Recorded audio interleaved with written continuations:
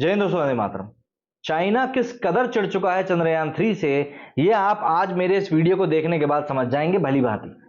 दरअसल चाइना एक ऐसा देश है जो नहीं चाहेगा कि उसके पड़ोसी तरक्की करें, क्योंकि वो चाहता है कि उसके मोहल्ले में उसी की पैठ बनी रहे।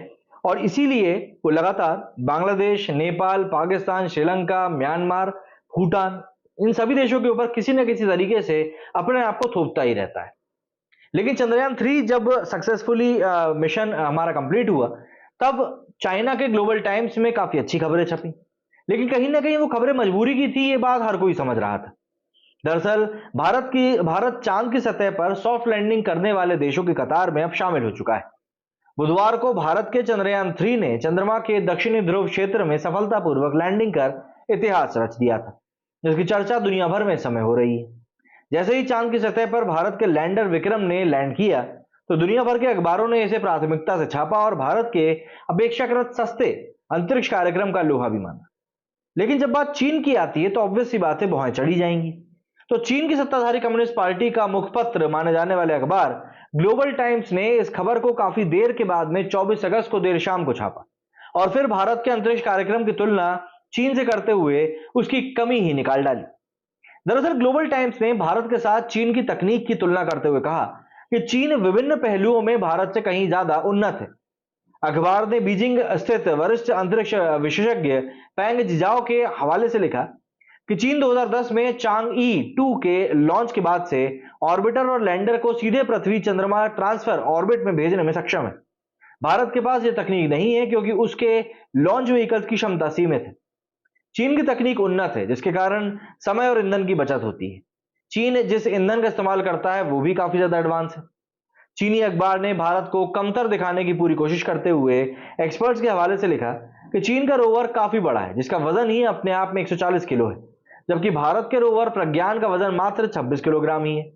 भारत का प्रज्ञान चंद्रमा की रात का सामना नहीं कर सकता और इसका जीवन काल चांद पर केवल 1 दिन का है। मतलब चंद्रमा पर भारत धरती के मुकाबले जो 14 दिन होते हैं, उसके मुकाबले चंद्रमा पर 1 ही दिन होता है। इसके उलट चीन के U22 रोवर के पास चंद्रमा की सतह पर सबसे लंबे समय तक काम करने का रिकॉर्ड है, क्योंकि ये परमाणु ऊर्जा से लैस है, जिसमें कि ये लंबे समय तक अपना काम कर सकता है। इसके साथ ही ग्लोबल टाइम्स ने कहा कि भारत और चीन को ब्रिक्स और SCO मैकेनिज्म के अंदर अंतरिक्ष के क्षेत्र में मिलकर काम करने की जरूरत है।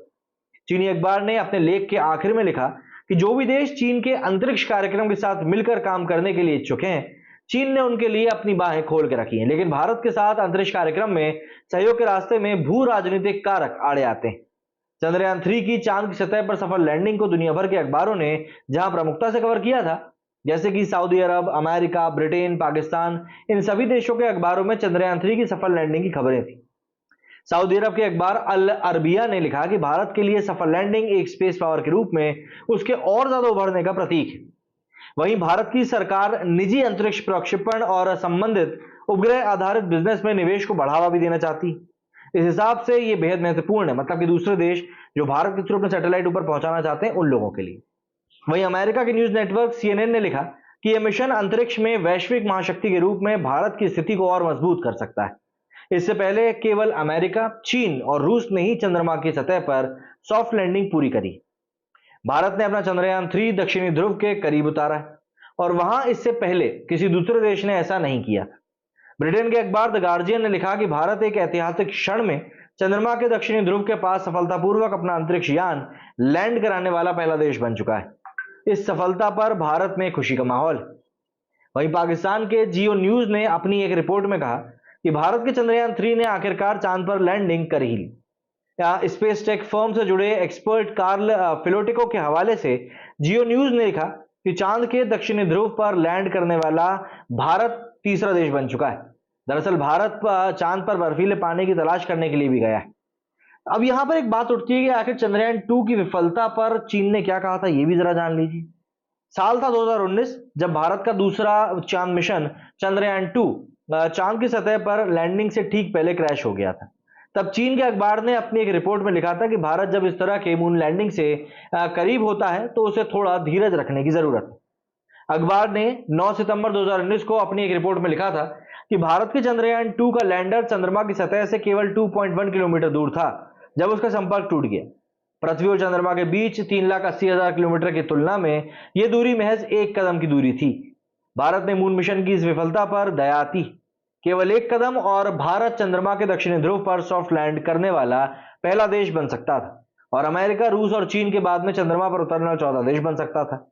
लेकिन अब देखिए, जब चीन के सामने भारत ये काम कर चुका है, तब चीन क्या बातें कर रहा है। मतलब ये देश ही पूरा उल्टा पुल्टा है। मतलब करो तो दिक्कत, ना करो तो और दिक्कत। क्या कहना है आप लोगों का इस बारे में, कमेंट करके जरूर बताइएगा। मेरे इस वीडियो में फिलहाल उतना ही। जय हिंद, जय भारत।